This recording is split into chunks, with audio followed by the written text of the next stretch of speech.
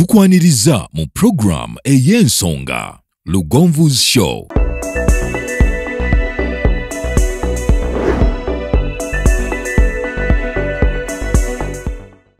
Africa yona tuwuliriza Lugonvu Show.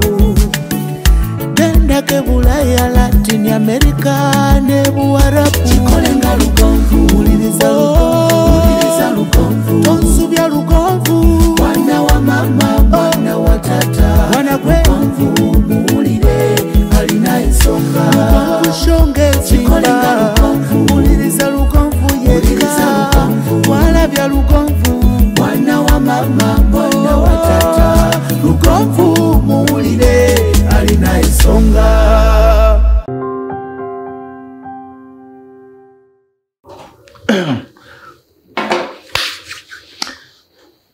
Okay, kuwaniriza ne nkobaza okubanga otwegasseko gyosinzira okubeera ng'otulaba mwebale nnyo mwebalire ddala abali mu bitundu bya Uganda ebyenjawulo. Njagala okubayozaayoza ate nga nammwe abali wabweru wa Uganda mbayozaayoza mu ngeri ez'enjawulo. Kansubire nti bitambula bulungi. Abalina okusomozebwa okw'enjawulo nja kubasaasira. Njagala okuyozaayoza abayingidde amayumba gaabwe olunaku olwaliro mu kuliko obupangisa. Ndowooza kati owulira essanyu ly'owulira ddala ng'oyingidde ennyumba yo nga tolina gusuubira nti agenda kukonkona. Nenjagala mu kaseera ke kamu okuyozaayoza abaaguze poloti nga mwaziguze mu wiiki eno gye tufundikira. Era mu kaseera ke kamu nenjagala okuyozaayoza nga wali oguze poloti naye obadde naye ebbanga ddene nga kati Mukama yakusobozesezza okuba nga osuumuka n'otandika okuba ng'ozimba mu kayumbako, ozimba mu ttaka lyo. Omanye ebiseera ebisinga obuwanguzi bubeera bwa mitendera. Buli omu waali waawulira essanyu. Eyaguze poloti musanyufu bitya. Eyatandise okuzimba agamba nti gwe tolina kye waalabye. Kyokka eyagiyingidde naye aga nti Mukama weebale nnyo weebalire ddala. Kati buli omu waali nga yafuniddewo obuwanguzi nja kuba nga nkusaasira. Olunaku olwo tugenda kumala ebbanga ttono. Tewali nsonga lwaki tukola programu empanvu. Tugenda kutunuulira ekintu kino. Ekibuuzo kye mbadde nsinga okufuna ku programu ya buli lwakuna n'aba-servant constructors nga babuuza abantu pulaani yeetya. Amazima amatuufu ge gano. Ebitundu bingi naddala mu byalo otuukayo nga ku mayumba agalimu mu kyalo ennyumba gye eyina pulaani oyinza okugamba nti eryemu. Bino ebintu tubyawule. Waliwo kyega nti eri ku pulaani n'erina pulaani.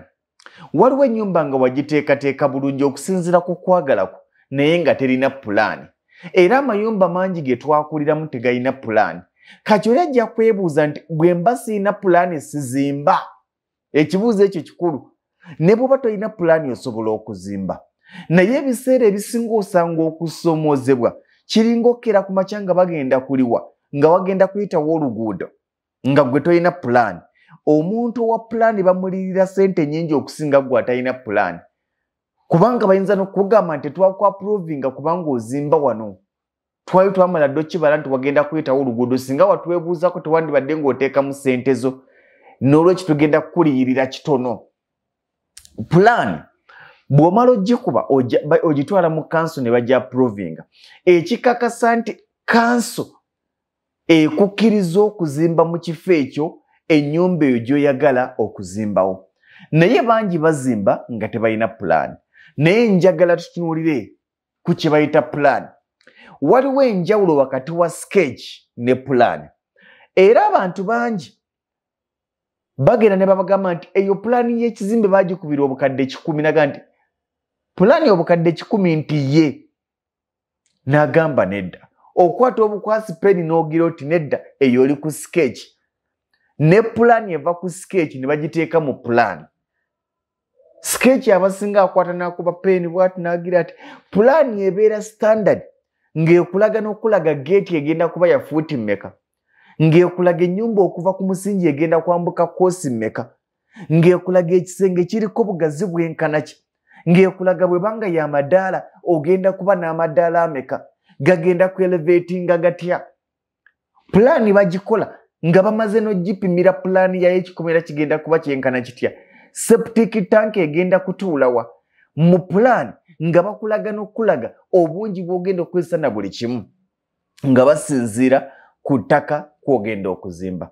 Naye abantu bangi nga bwe batalabanga ku kibayita kyapa olinaga nti ekyapa sikirabangako, era abantu bangi nga talabanga ku kibayita pulaani ya nnyumba. Ekyo badde okimanyi, abantu bangi nga talabanga ku kibayita pulaani ya nnyumba.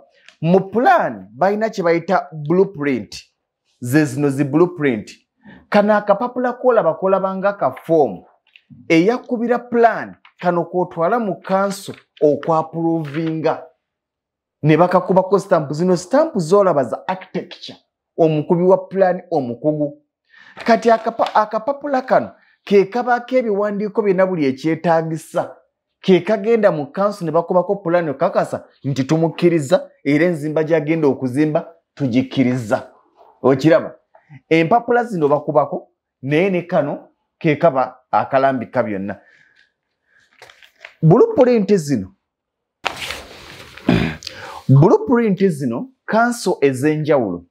Waliwo kanso gy'okusanga nga beetaaga empapula 4, wabeewo kanso nga beetaaga zino 3, wabeewo gy'ogenda nga beetaaga 2. Kati wano mu KCCA baagala 2. Njagala kikulaga olupapula luno nga bw'olulaba, eno gye bayita blueprint, eno nga bw'ogiraba ebaako buli ekyetaagisa. Ng'okuba plan bateekako ne site location weeri, biki ebiriwo, bapiikinga coordinates ne bagenda nga bakebera ne bagamba nti eri wano. Kitegeeza mu kanso babeera bamanyi nti mu kitundu ekyo mulimu ennyumba z'abatuuze bwe ziti. Ennyumba yo bw'ebanga teri ku plan, nkiddamu, ennyumba yo bw'ebanga tewagikubira plan ne bajja approvinga mu kanso, kitegeeza tebagimanyi. Bo bamanya nti mu kitundu ekyo mulimu ennyumba bwezi ne bwezi, kubanga ze babeera balaba, kubanga ze baaprovinga. Kati eno ye blueprint nga bw'ogiraba. Eno ye location ekulaga plan weeri, era bw'agikebera agiraba. Kati wano ekisenge bakulaga kigenda kutambula fuuti mmeka, kigenda kuba n'obugazi bwa fuuti mmeka. Eno ye nnyumba nga bw'ogiraba. Era kino si ky'abantu buli omuntu asobola okusoma pulaani. Waliwo abazimbi ng'ekituufu tasobola kusoma pulaani ya kizimbe ne bw'ogimuwa. Kati wano nga bw'ogiraba era oyinza obutagitegeera ebimu. Eno nnyumba elevation E, eno site plan, lino lyekkuba erikukkiriza, wano oba owese paved driveway okuva ku kkubo access road okutuuka ettaka we liri. Eno ye pulaani y'ennyumba nga bakulaga nti ejja kuba erina parking, ejja kuba etuuza emmotoka bwe ziti, ejja kuba n'akaddo, fire assembly point enaabeera wano, garbage collection ejja kubeera wano. Byonna bibeera mu pulaani. Ge makulu ga pulaani. Era nga bw'ogiraba ebaako empapula nnyingi, teruba lumu. Ekulaga sayidi ez'enjawulo. Kati wano mu maaso gaayo ngenda kumala okulaga pulaani eno, male nkulaga ebifaananyi bino. Kati abasinga we mwerabirira mukwata incomplete plans ne mulowooza nti ze pulaani enzijuvu nga tennaggwa. Ngenda kulaga ebifaananyi bino nga by'osobola ogitegeera, kyokka nga budda ku pulaani wano tosobola kubitegeera. Bweti bweba. Kati wano bakulaga wano mu sides, wano maaso gaayo, wano emabega waayo, wano eri mu sides ne wano mu sides. Kati wano w'osobola ogirabira. Eno living room, eno dining, kino kiyungu, eno bedroom, eno master bedroom. Eno ennyumba pulaani eno gy'olaba ya bisenge 3, 2 by'abaana, emu master bedroom, erimu ebinaabiro 2, erimu pantry oba gy'osobola okuyita store, erimu ekiyungu, erimu seating, erimu ne dining ya shade 2. Okiraba? Kaakati eno pulaani bweti bweba. Bino byonna ogwo mulimo ogubeera ku pulaani. Era abantu bangi mukiraba nnyo nga bazimba ennyumba beebasa ekintu kino ddala. Abazimbi bateeka nnyo wano ku bonnet y'emmotoka ne bakyalirirako kubanga kiyamba baba bapima nti okuva ku mulyango guno paka wano batugambye tuzimbe fuuti mmeka. Kati omusajja ne bwanakubira plan weti ng'omuzimbi otamanyi kusoma plan talina kyagenda kuzimba wano nga bw'obiraba. Zino empapula zifaanagana naye nyina kye ngenda okulaga nti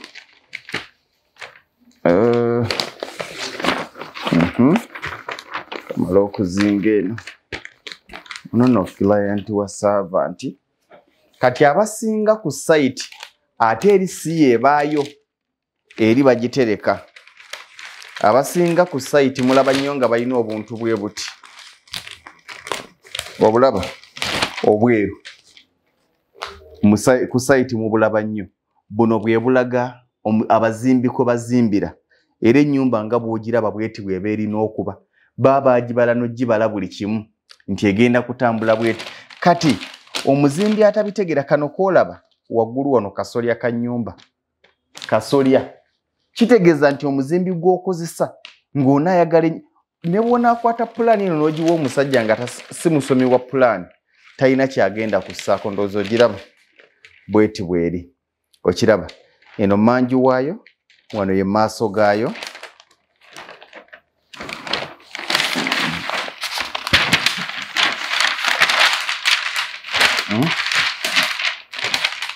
okiraba bweti bweri ennyumba bagikulaga mu angles ez'enjawulo.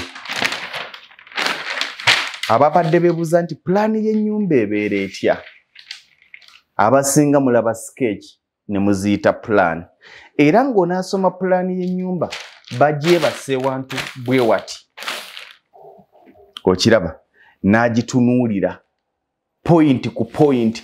Y'ensonga lwaki olaba wano ng'aliwo ebibalo ebipimo buli kimu era buli kisenge kibeerako ekipimo kyako ne bw'oteekamu akasonda kabeerako nti kafuuti meka ku meka. Ennyumba eno njagala ogikulaga muggwe ekikwanguyira okulaba muggwe ekikwanguyira okulaba. Njagala otunulira ebifaananyi by'ennyumba weebale nnyo weebalire ddala. Kati wano osobola ogiraba obulungi wano osobola ogiraba obulungi kubanga bino byetumanyidde eyo si pulaani awo bwetunula naye nga pulaani gye baprovinga mu kanso zibeera mpapula zino nga bw'oziraba. Ebifaananyi ebyo by'olaba nga bw'obirabye y'ennyumba gye tubadde tukulaga kati ate nga bw'eri ku pulaani era ekyo ekifaananyi ky'olaba ako ke kasolya kaayo. Waggulu baagizikoze nga amabaati g'osobola okugakyusa n'ossaako gw'oyagala oyinza noga nti nze nja kussaako meero naye nga galimu anga ezo nga bwe baazikubye mu pulaani. Bw'ovaawo wano okirabye nti sayidi eyeeri waliyo omuddo sayidi eno waliyo peva.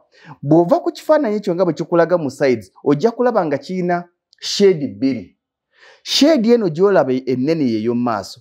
Kati wali omulyango abantu abasinga kino njagala okyegendereze nti waliwo abantu abazimba ennyumba nga bw'oyingirira mu maaso amaaso gakuyisawo straight ne gakufulumya n'olaba n'abali emmanju ng'omulyango gw'omu maaso gwetebeddemu paka mu mulyango gw'emmanju. Amazima amatuufu gali nti enzimba eyo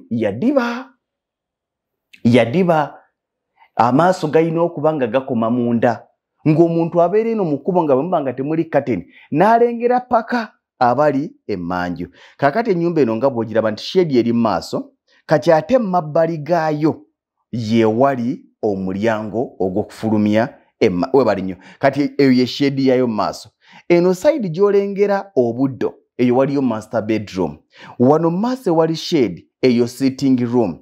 Kati eno sayidi endala gy'olengera ewatali buddo nga ku pavers ye wali dining room ye wali n'ekiyungu. Wano bagikulaga nga basinzidde maaso naye nga bagiri waggulu. Kati ndowooza olaba akakomera nga bwe katambula. Walabye ku pulaani nti baakulaze access road ne baga nti lyerina ekkuba eriri paved erigenda ku nnyumba. Kati wano kikulaga nti nga bwe kiri mu bifaananyi wano ne ku pulaani bwe kityo bwe kiri ku nnyumba eno. Njagala ogikuyingizaako kati kino kikulaga mmanju ng'ogitunuulidde mmanju naye njagala ogikuyingizaako munda nga bw'ogiraba wano waliwo sitting room nodda mu dining room ku mukono gwayo ogwa kono ate oluva mu dining room n'ogenda wolengera ekiyungu.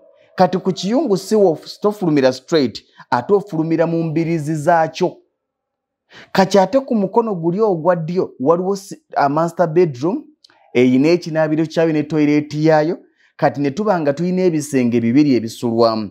Ekisenge ekimu ebyemabega ekitali kya master bedroom waliwo ebisenge ebirala bibiri ebyemabega byo ne babiwa ekinaabiro kimu ekibigatta. Ennyumba eno ya bisenge bisatu nga bw'ogiraba ebisulwamu. Erina sitting room ya kuna, erina dining room ya kutaano, erina ebinaabiro bibiri, erina ekiyungu, erina ne sitoowa munda. Ennyumba eno tetudde ku 5 ku 10, etudde ku fuuti 5 ku fuuti 7.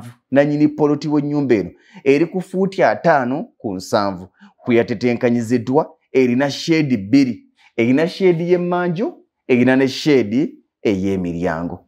Akayumba kano nga bw'okalaba ya bisenge bisatu ebisulwamu, amadiira 2, ekiyungu munda, ebinaabiro 2, erina mu sitoowa munda.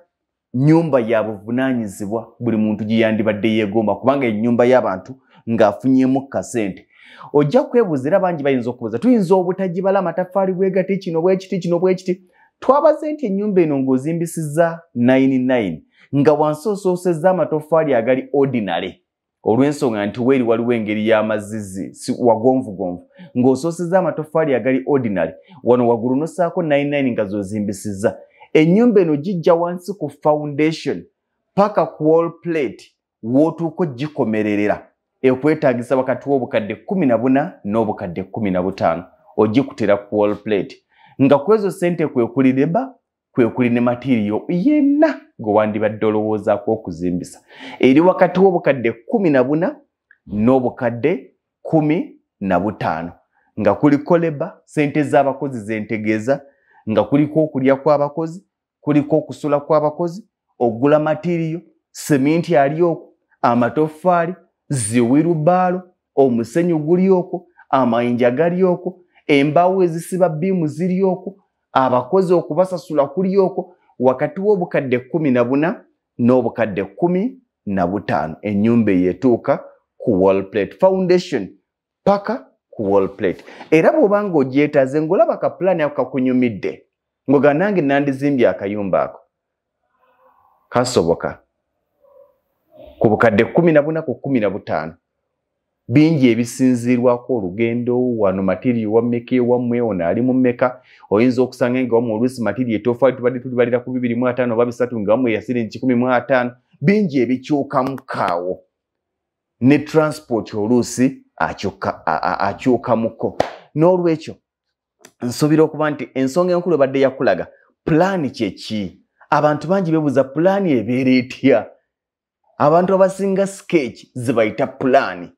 Kati abasinga abazimbi bannannyini mayumba muyina omuze. Omusajja akubira pulaani n'agikuweereza nga kuliko n'ebipimo n'omuddukako naye nga takuwadde bintu bino era bingi byaba tataddeeko eri eba tennaba eba ekyali mu makkati era bw'onaagitwalira omuzimbi omutuufu ajja kukugamba nti eno tennaggwa eyina ebibulako bye siraba. Gwe n'olowooza oli mugezi nnyo akubidde pulaani odduse. So bwe kityo bwe kiba. Pulaani bazikubira Sente Meka zisinziira ku muzimbi gw'ofunye, kampuni gy'ofunye, n'obunene bw'ennyumba nakyo kikulu nnyo kubanga ekizimbe eky'emyaliro 6 pulaani yakyo tejja kubanga ey'ennyumba ey'amaka nga ya wansi sina ya kalina. N'olwekyo ebbeeyi ya pulaani esinziira. Ojja kwebuuza era n'ekino kikulu nnyo. Sente z'okuba pulaani z'okwapurovinga pulaani nedda.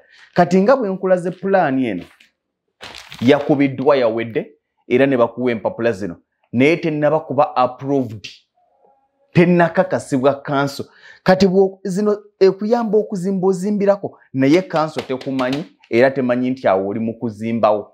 Oba okitegeera kakati empapula zino ozikwata n'ozitwala mu council ne bakubako stamp ne bakakaza nti tukutegedde olwo n'olyoka ogenda ozimba kye bayita tu approve oba okwaprovinga plan ey'ekizimbe kyo. Kyekyo akayumba kano oba ennyumba eno sina akayumba naye ennyumba eno nga bw'ogirabye nyumba ya buvunaanyizibwa y'amaka ag'obutegeevu. Gibalire foundation okugijja ku musingi lw'ogitandika paka waggulu lw'ogimala okugituusa ku plate ng'ebulako okusereka na birala. Gibalire wakati w'obukadde 14 n'obukadde 15 nga kuliko leba ne material. Ne mugamba nti waliwo anaalemu okuzimba okuggyako nga naawe oyina kikyo. Kambaagaliza ekiro ekirungi.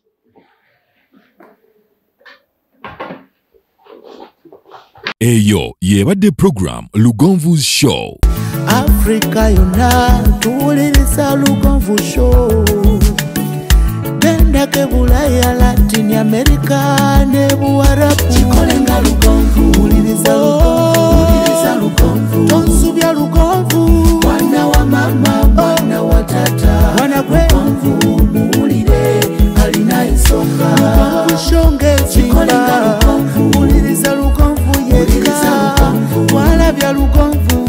Mwana wa mama, mwana wa tata. Lugonvu muwulire alina ensonga.